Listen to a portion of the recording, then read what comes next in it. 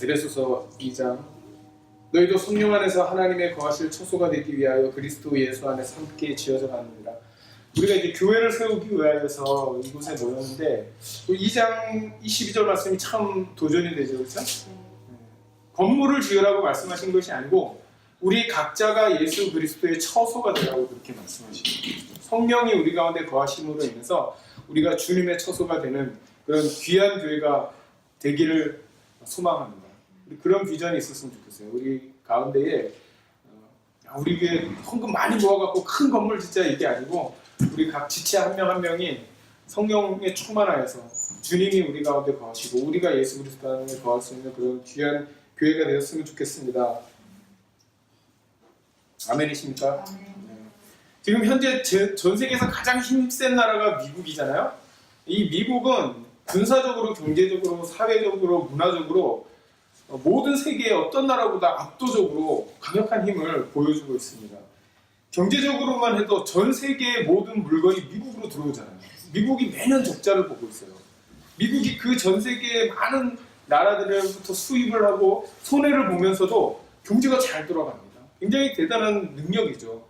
이 내수가 굉장히 안정되어 있기 때문에 그것을 버틸 수 있는 거예요. 경제적으로 강력하다는 것을 의미하는 것이죠. 문화적으로 어떻습니까? 전 세계에 가장 많은 영향력을 끼치는, 문화적으로 가장 많은 영향력을 끼치는 나라가 어디입니까? 미국이죠. 우리는 저 발리우드에서 만드는 영화 가끔 보기는 하죠, 그렇죠? 발리우드가 어딘지 아세요? 인도에서 영화 만드는 걸 발리우드라고 해요. 미국에서는 영화 만드는 데를 헐리우드라고 하죠. 그래서 이 발리우드 영화가 요즘 막 이렇게 가끔 뜨기는 하지만 전 세계에서 모든 극장에서 영화를 개봉하는 그런 영화는 아마 헐리우드 영화밖에 없을 거예요. 대부분의 나라들이 헐리우드의 그 영화를 보기 위해서 세계에서 다 개봉을 합니다. 그만큼 문화적으로 이 미국이 전 세계를 압도하고 있다는 거예요. 영향력을 주고 있다는 것이죠. 군사, 경제, 문화, 교육 이런 모든 분야에서 미국이 지금 지구상에서 아마 최고로 강력한 영향력을 끼치는 나라일 거라고 믿습니다. 그런데 우리가 만약 이 미국과 우호 관계가 아니고 적대 관계에 있다고 한번 생각해 보세요. 어떤 나라가. 그럼 어떻게 되겠습니까? 굉장히 힘들어지겠죠. 그 나라는. 그 대표적인 나라가 있죠. 지구상에. 베네수엘라. 베네수엘라 뉴스 혹시 보신 적 있으신가요? 베네수엘라가 남미에 있는 나라인데 원래 차베스라는 사람이 이 정권을 잡고 있었어요. 차베스라는 사람이 정권을 잡고 이 베네수엘라를 통치를 했는데 이 사람이 원래 이 베네수엘라라는 나라는 남미에서 가장 잘 사는 나라 중에 하나입니다. 왜 그러냐면 전 세계의 원유 매장량이 가장 많은 나라가 베네수엘라예요. 사우디아라비아보다 더 많습니다. 베네수엘라. 근데 지금 어떻습니까? 전 세계에서 가장 못 사는 나라 중에 하나가 되어버렸죠. 베네수엘라는 물건을 어떻게 사는지 아세요? 돈을 짊어지고 갖고 세서 계산하는 게 아니고 저울에다가 잰다고 합니다. 인플레이션이 너무 심해서 돈을 셀 수가 없는 거예요. 그 정도로 먹을 것이 없어갖고 사람들이 하루에 한 끼 먹기가 힘들대요. 평균적으로 전 국민이 7kg가 빠졌다고 합니다. 살이. 그래서 그것을 사람들이 마두로 다이어트라고 그렇게 부른대요. 이 마두로가 누구냐면 지금 그 베네수엘라 대통령입니다. 근데 이게 언제부터 이 나라가 이렇게 못 사는 나라가 되었냐? 원유를 그렇게 많이 가지고 있는데 왜 못 살게 되었냐? 그것은 2015년에 이 베네수엘라 정부가 미국의 미군 조종사 6명을 억류해버렸어요. 스파이라는 이유로 억류해서 미국과 대립을 했습니다. 근데 그 대립을 한 이유가 뭐냐면 이 여당과 야당이 있잖아요. 근데 야당은 친미 성향이 있어요. 미국과 친하게 지내야 된다고 얘기하고 여당은 약간 공산주의 비슷합니다. 사회주의 계통의 그런 정당입니다. 그러니까 힘을 계속 유지하기 위해서 이 야당을 억누르기 위해서 어디와 적대 관계를 가졌냐면 미국하고 이제 대치를 하게 됩니다. 그 결과로 인해서 미국이 이 베네수엘라의 경제 그 봉쇄 정책을 펼칩니다. 그리고 지금은 완전히 나라가 망해버렸습니다. 완전히 망해갖고 이제는 이 베네수엘라는 소망이 없는 나라가 되고 있습니다. 원유를 그렇게 많이 갖고 있음에도 미국과 적대했다라는 이유 때문에 망해버렸죠. 나라가. 또 또 어떻습니까? 우리와 굉장히 피부에 맞닿는 나라가 있죠. 북한. 북한이 전통적으로 미국과 적대적인 관계에 있었잖아요. 미국과 적대적인 관계에 있어서 미국이 북한을 군사적으로 공격하려는 생각까지 가지고 있었습니다. 그런데 이 북한이 그 경제적인 압박과 군사적인 압박으로 인해서 자유롭지 못하다가 지금 조금씩 문을 열기 시작하였죠. 조금씩 문을 열면서 미국과 친해지려고 노력하고 있습니다. 사실은 한 10여 년 전부터 북한이 뭐를 개발했습니까? 핵을 개발했는데 이 핵을 개발한 이유가 뭐냐면 남한에 쏘려고 개발한 게 아니죠. 미국에 쏘려고 개발한 게 아니죠. 쏠 기술력도 없지만 북한이 미국에 핵을 쏘는 순간 북한은 이 지구상에서 없어져 버립니다. 그러니까 그런 위험을 감수하지 않겠죠. 그런데 이 미국으로부터 뭔가를 협상하기 위해서 이 북한이 계속 핵을 개발한 거예요. 그 지금 와서 이제 핵을 포기한다고 얘기하잖아요. 근데 북한과 미국이 완전히 적대 관계에 있었는데 이게 어떻게 지금 우호 관계로 약간씩 변해가고 있습니까? 누구 때문에 이게 가능해졌습니까?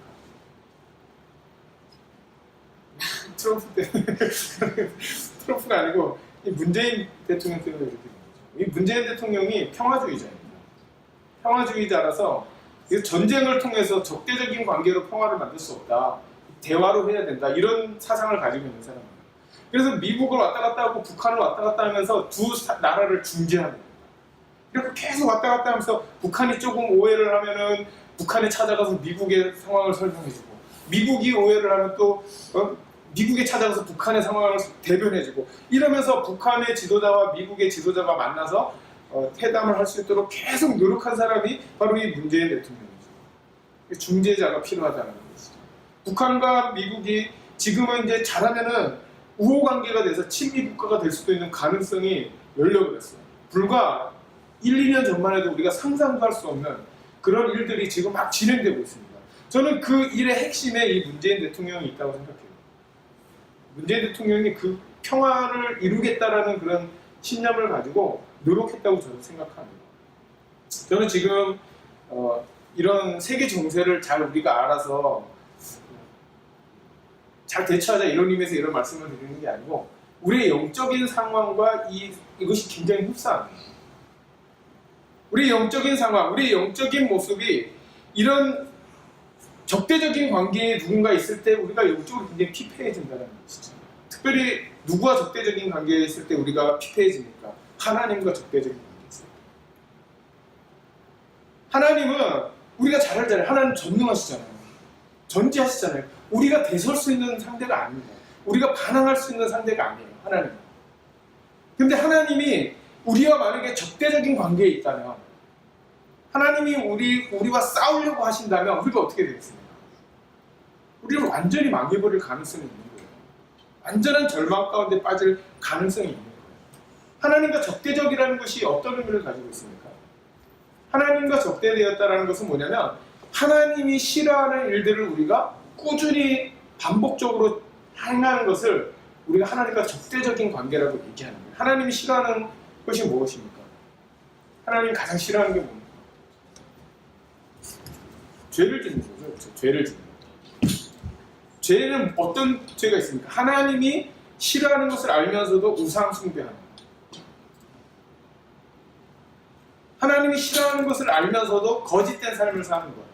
그것이 하나님과 우리의 사이에 적대적인 관계를 형성한다는 거예요.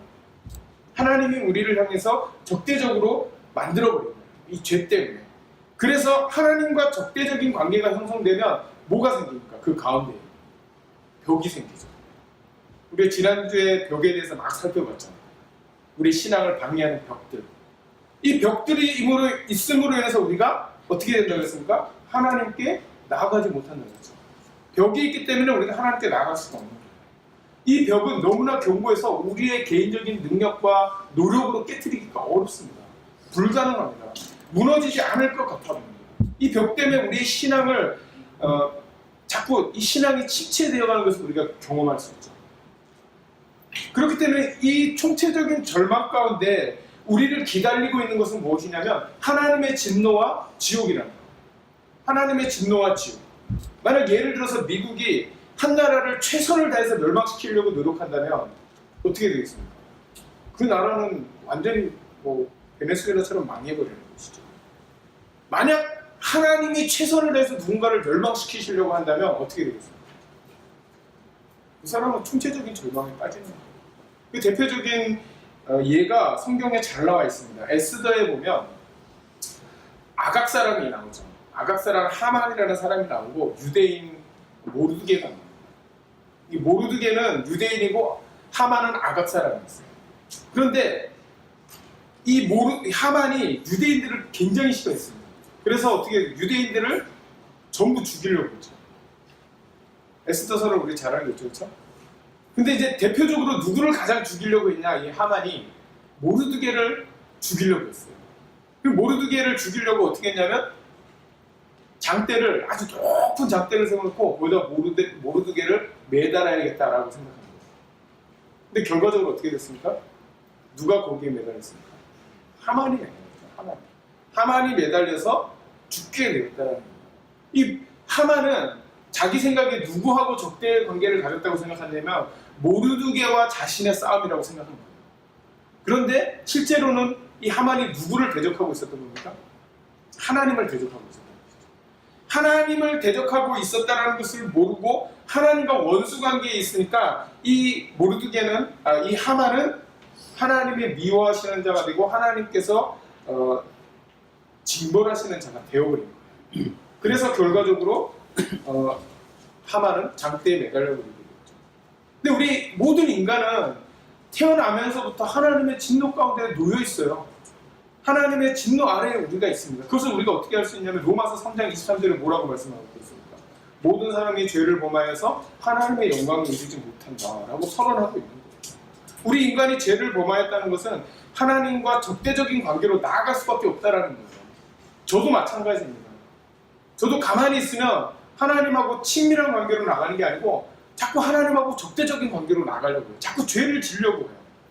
우리 마음가운데 이런 죄에 관한 것들이 우리는 누가 시키지 않아도 자발적으로 막 죄를 지려는 마음들이 우리 가운데 있어요. 계속 끊임없이 발생합니다. 그런데 이 죄의 문제를 우리가 해결해야 되는데 이 죄의 문제를 해결하기가 굉장히 어렵다는 거예요. 그 죄의 문제를 우리가 어떻게 해결합니까? 하나님과 적대관계를 만드는 이 죄의 문제를 어떻게 해결합니까? 어떤 사람들은 이 죄의 문제를 해결하기 위해서 뭘 하냐면 고행을 합니다. 고행 아시죠? 고행을 하는데 제가 예전에 한 다큐멘터리를 봤습니다. 그 티베트 승려에 관한 다큐멘터리.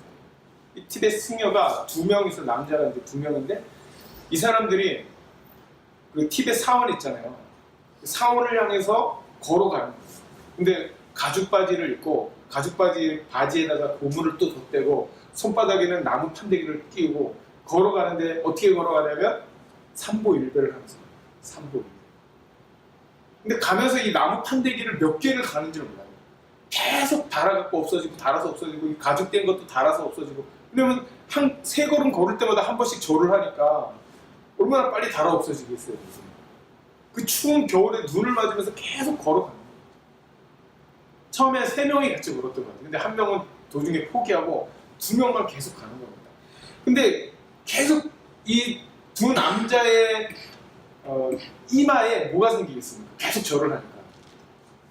여기에 딱지가 생기는 거예요. 여기 딱지가 생겨갖고 여기가 이렇게 동그랗게. 이거 많이 보셨죠, 어디서? 인도 사람들을 보면 여기다 이렇게 동그란 칠하잖아요. 그거 보신 적 있죠? 저는 그게 그냥 장식인 줄 알았는데 그거를 딱 보면서 아, 저게 고행을 많이 했다는 표시구나. 이런 표시로 그런 걸 한다는 게 딱 느껴졌어요. 인도 사람들이 그런 걸 많이 하잖아요. 고행 같은 거. 그렇게 그 고행을 통해서 이 사람들이 뭔가 자신의 마음을 정화하려고 노력했다라는 거예요. 내 마음을 깨끗하게 해보려고. 죄를 짓지 않기 위해서 이 고행을 열심히 수행했다라는 것입니다. 종교적인 열심을 가지고 열심히 자신의 죄의 문제를 해결하려고 노력했다라는 거예요.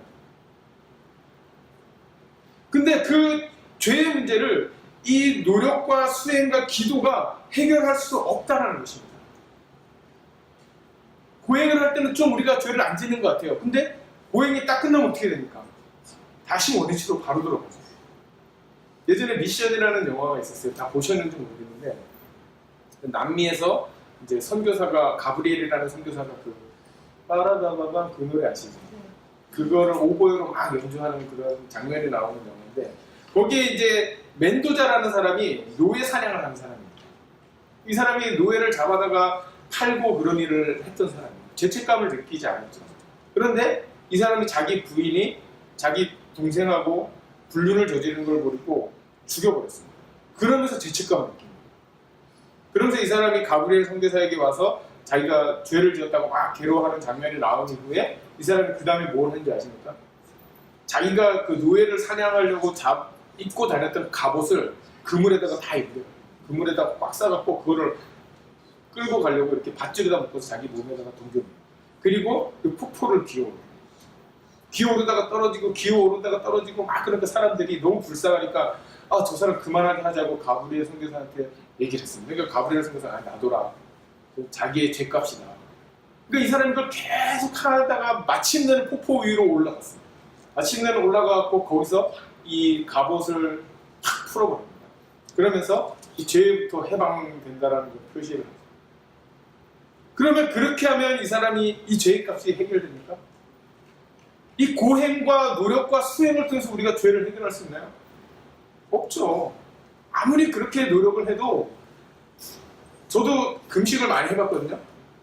금식을 하면 우리가 막 은혜를 받아갖고 하나님이 생각하고 막 그럴 것 같죠. 아닙니다. 첫날 지나면 통닭이 왔다 갔다 하고 둘째 날 되면 내가 먹고 싶은 음식들이 온갖 사방에서 다 나타나요. 하나님을 생각하지 못합니다. 내가 죄를 짓지 말아야지 하고 생각할수록 우리 마음 가운데 죄가 더 드러나게 되죠. 죄가 더 유혹하게 되죠. 이 고행으로 종교적 열심으로는 우리가 구원을 얻을 수 없다는 거예요. 죄로 죄의 문제를 해결할 수 없다는 거예요. 자, 그래서 어떤 사람은 그러면 우리가 종교적인 문제를 해결할 수 없으면 내가 그러면 이 죄의 값을 상쇄시켜 버려야겠다. 이런 생각을 하는 사람들이 있습니다. 죄의 값을 상쇄한다는 게 무슨 의미가 있습니까? 내가 죄를 하나를 지면 착한 일을 하나 해요. 그럼 어떻게 됩니까? 1대1로 돼갖고 1-1은 지로가 되잖아요. 그렇죠? 어떤 사람 또 적극적으로 내가 나쁜 일을 하나 했어요. 그럼 좋은 일을 한 3개 하는 겁니다. 그러면 플러스 2가 되죠. 맞습니까? 틀립니까? 왜 틀립니까? 이게? 맞습니까? 예를 들어서 생각해보세요. 우리가 종교를 떠나서 도덕적으로 정말 완벽한 사람이 있었어요. 누군가를 돕고 매일 정말 헌신하고 사람들을 사랑해주고 막 그러다가 어느 날 사기를 쳤어요. 그러면 법원에서 이 사람을 무죄라고 합니까? 유죄라고 합니까? 유죄죠. 내가 평생 잘 살다가도 한 가지의 죄를 지면 물론 정상 참작은 해줘요. 아, 이 사람이 평상시에 잘 살았지만 사기죄 한번 쳤으니까 이거는 그래 한번 믿어주자 하고 좀 형량을 감해주긴 합니다. 그러나 무죄 판결을 하진 않죠. 유죄죠. 그렇죠? 죄 있다고 얘기하는 거죠. 도덕적인 선행과 열심으로 기부하고 착하게 산다고 해서 우리가 누군가에게 폭력을 행사하는 게 정당화될 수 없다는 거예요. 우리가 하나님 앞에 하나님 제가 비록 이 땅에서 죄를 많이 졌지만 착한 일은 더 많이 했어요. 하나님 저 그래도 좀 괜찮은 사람 아니에요? 이렇게 얘기할 수 있습니까?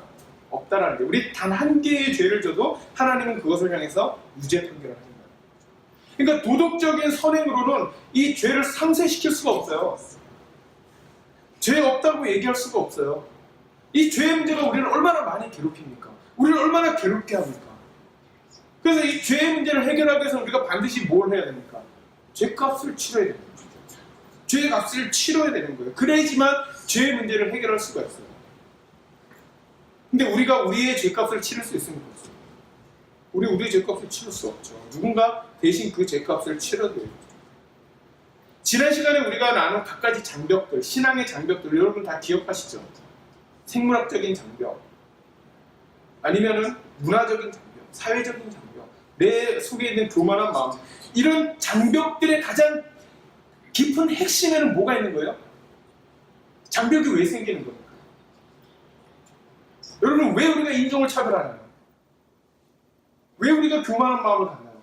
이 핵심에는 딱 한 가지밖에 없어요. 죄가 우리 가운데 자리 잡고 있기 때문에 우리가 그런 일을 행하는 거예요.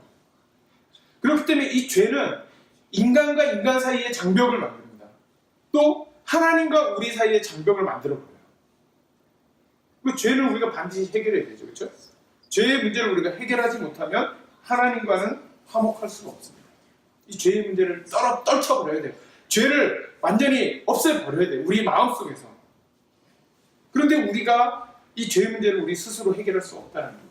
그래서 오늘 본문의 말씀이 우리에게 은혜가 되는 것입니다. 왜 그렇습니까?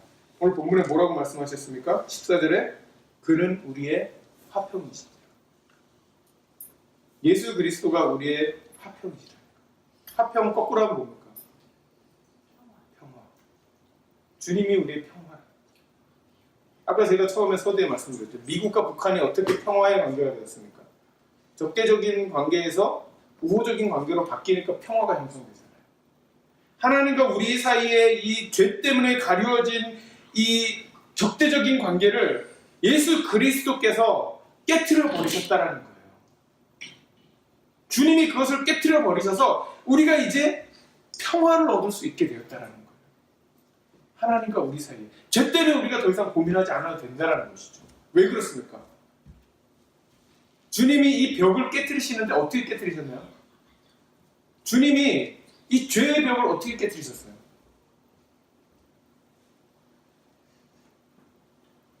죄의 벽을 주님이 어떻게 깨트리셨습니까?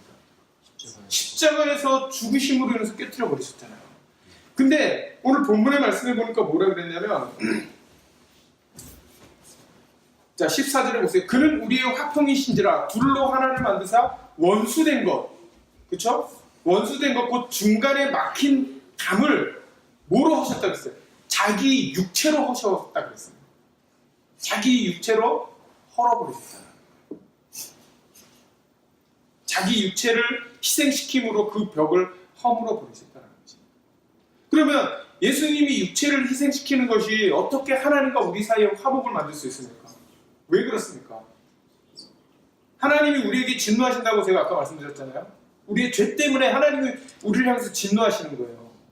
근데 그 진노를 누가 대신 받으신 거예요? 주님이 다 받으신 거예요. 어디서 받으셨습니까? 십자가 위에서. 우리 십자가 얼마나 처참한지 알잖아요. 우리 십자가 얼마나 고통스러운지 알잖아요. 그렇죠? 십자가 위에 오직 남아있는 것은 절망밖에 없다고 제가 여러 번 말씀드렸습니다. 그 모든 하나님의 진노를 주님께서 온 몸을 통해서 받으셨기 때문에 우리에게는 더 이상 저주와 진노가 있습니까? 없죠.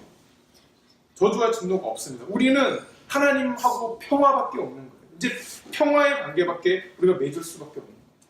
우리 구약에 보면은 무슨 제사가 있습니까? 여러 가지 제사 중에 화목제물은 화목제사라는 게 있죠. 화목제사는 언제 하는 겁니까?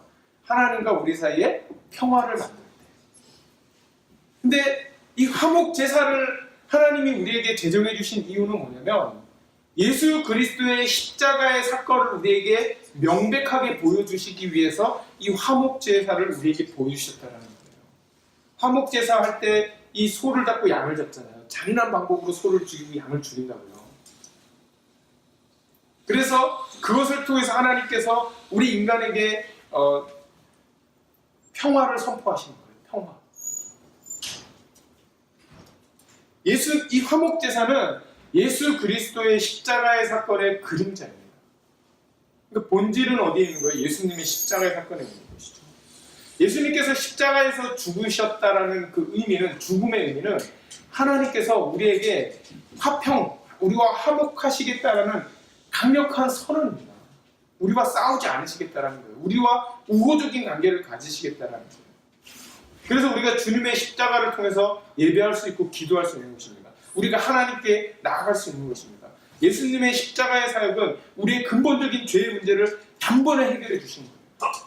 죄 때문에 우리가 막혀있던 하나님과 우리 사이에 막혀있던 그 벽을 주님이 허물어 버리신 거예요. 그렇기 때문에 우리는 더 이상 죄 때문에 하나님 앞에 우리가 두려워할 필요가 없습니다. 죄 때문에 우리가 고통받을 필요가 없습니다. 왜 그렇습니까? 예수님의 십자가를 믿기 때문에. 그렇죠? 자, 우리가 의로워지려면 그럼 어떻게 해야 되겠습니까? 이제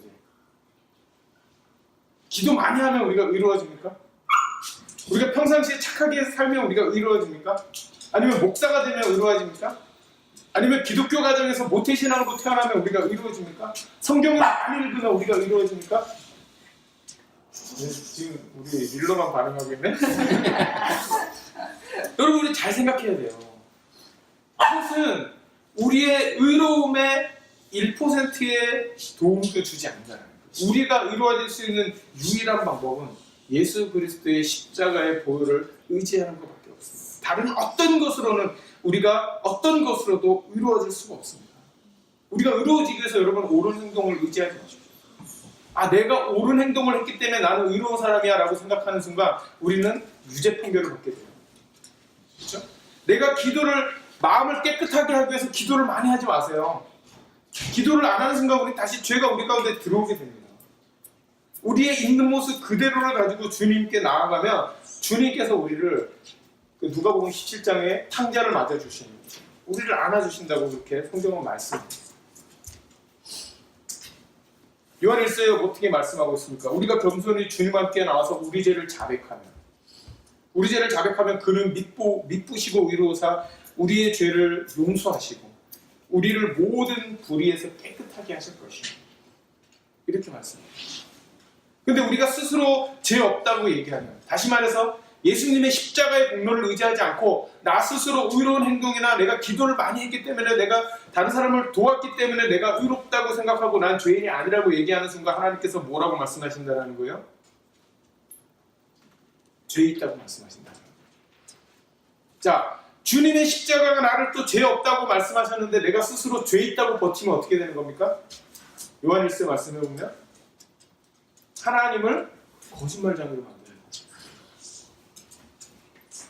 주님은 우리를 죄가 없다고 말씀하시고 선언하셨는데 우리 스스로 내가 죄 있다고 얘기하면 그건 누구를 거짓말장애로 만드는 거냐면 죄 없다고 선포하신 하나님을 거짓말장애로 만들어버리는 것밖에 안 됩니다.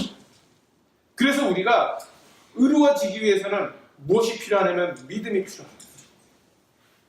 아멘이십니까? 믿음은 우리의 의로운 행동에서 나오는 게 아니에요. 내가 의롭기 때문에 믿음이 생기는 게 아니에요. 믿음은 우리의 열정적인 신앙에서 나오는 게 아닙니다. 내가 열심히 교회를 다니기 때문에 믿음이 생기는 게 아니에요. 믿음은 어디서 나오냐면 예수 그리스도의 십자가의 공로를 의지하는 것이죠. 예수 그리스도의 십자가의 공로만을 의지하는 것이 우리의 믿음의 근거이기 때문에 그렇습니다.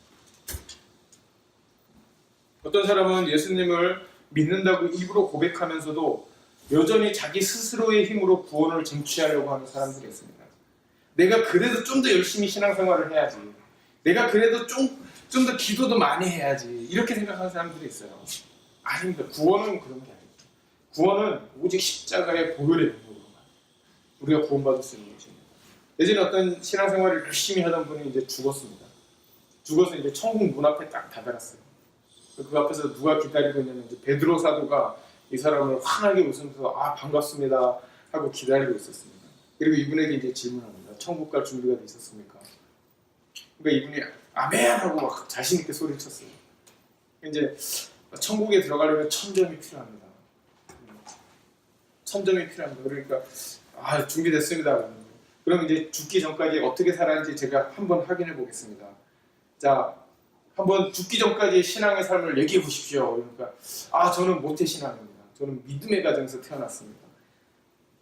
저는 주일을 단 한 번도 빠지지 않았어요. 죽기 전까지 정말 열심히 신앙생활을 했습니다. 그러자 이 베드로가 뭐라고 깜짝 놀라면서 뭐라고 얘기했냐면 아 1점입니다. 이렇게 얘기해요. 그러니까 이 사람은 갑자기 낙심이 되는 거예요. 내가 이렇게 열심히 했는데 1점밖에 안 돼. 999점을 더 얻어야 되는데 그래서 또 생각했어요. 아 제가 이 땅에 사는 동안 전도를 100명을 넘게 했습니다. 제가 전도를 굉장히 열심히 해서 100명을 넘게 했어요. 그러니까 베드로가 또 깜짝 놀라면서 아 그렇습니까? 2점입니다. 이 사람 또 고민이 되는 거야. 아, 천국에 가려면 1000점을 얻어야 되는데 이제 2점밖에 없는데 이 사람 또 막 열심히 고민. 아 저는 11조를 정말 정확하게 내 수입에 모든 걸 탁탁 들어가고 1원도 빠짐없이 정확하게 11조를 낼 뿐만이 아니라 감사함도 성경헌금 주정헌금 빠지지 않고 다 냈습니다. 그러니까 베드로가 또 놀라면서 뭐라고 그러냐면 아 0.5점입니다. 아직도 998.5점이 부족합니다. 이렇게 얘기하는 거예요. 그러니까 이 사람이 너무 고민이 되는 거예요. 지금까지 정말 자기가 신앙생활을 열심히 했고 최선을 다해서 했다고 생각했는데 천국에 들어가려면 지금 900점이 넘는 점수가 필요한 겁니다. 그래서 너무 자신 없게 이 사람이 그랬어요. 뭐라고 얘기했냐면 제가 이렇게 열심히 신앙생활했지만 제가 사실은 예수님을 믿는 사람입니다. 그러니까 이 베드로가 축하드립니다. 천전입니다. 실제로 있었던 얘기는 아니고요. 우리의 구원의 비밀을 말해주기 위해서 누군가 만들어낸 얘기죠. 주님이 우리를 부르실 때 우리 어떤 노력과 우리 어떤 열심을 통해서 우리를 구원하신 게 아니에요. 아멘이십니까? 만약 그것 때문에 구원받는다면 가장 먼저 구원 못 받을 사람은 누굽니까 여기서? 저라고 얘기하고 싶으신가요? 제가 아마 가장 먼저 구원을 못 받을 거예요. 만약 그것 때문에 종교적인 열심 때문에 도덕적인 선행 때문에 내가 교회에서 열심히 살았기 때문에 헌금을 많이 했기 때문에 내가 기도를 많이 했기 때문에 내가 만약에 하나님 나라에 들어갈 자격을 얻게 된다면 아마 가장 먼저 탈락할 사람은 아마 저일지도 모릅니다. 우리 어떤 노력이나 성과나 나의 의로운 행동이 구원을 가져다 주는 것이 아닙니다. 오직 구원은 하나님께 있습니다. 아멘, 아멘인데?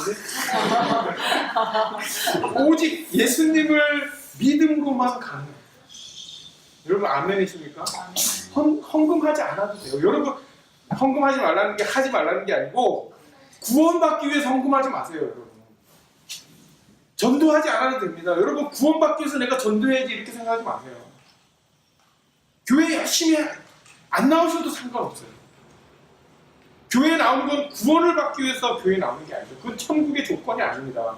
오직 우리가 구원받을 수 있는 것은 예수 그리스도를 내 삶의 주인으로 인정하고 그분의 십자가의 공로를 의지할 때만 가능하다는 거예요. 다른 어떤 천하에 다른 어떤 이름을 두지 않았다 그랬어요. 요한복음 1장 12절에 뭐라고 말씀하고 있습니까? 영접하는 자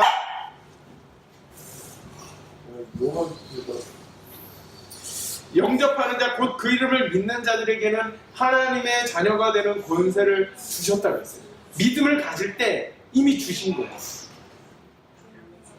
아멘이십니까 여러분? 네. 믿음을 가질 때 주신 거예요. 어떤 행위를 요구하지 않으십니다. 성경에 하나님께서는 우리에게 어떤 행위를 해야지 구원을 주신다고 약속하신 적이 없어요. 오늘 본문의 말씀에 그는 우리의 화평이신지라 예수 그리스도는 우리의 평화가 되었다고 선언하고 있습니다. 주님이 십자가에서 죽으심으로 온 몸으로 하나님의 진노를 받아내셨어요. 그리고 죽으셨어요. 우리가 받아야 될 그 진노, 하나님과 적대시한 우리가 받아야 될 그 진노를 주님께서 다 받아내셨어요. 그것을. 그래서 하나님께서는 우리를 의롭다고 하십니다. 그것을 우리가 전문용어로 뭐라고 얘기합니까? 칭의라고 하죠.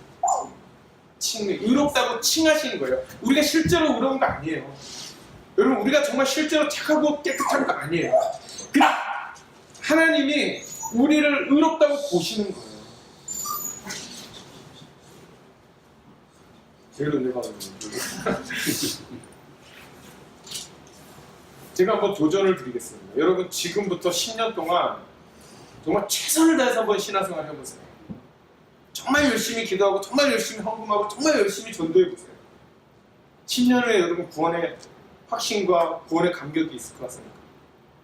제가 자신 있게 말씀드리는데 10년 후에도 여전히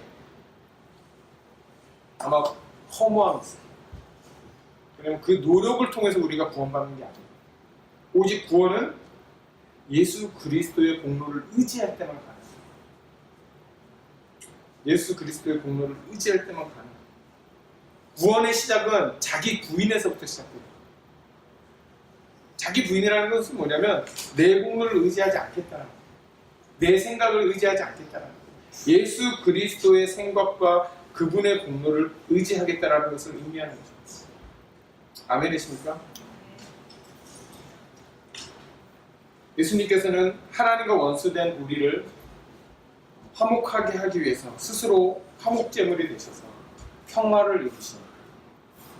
우리의 평화가 되시는 분이 바로 주님이신 것을 우리 믿으시기를 바랍니다.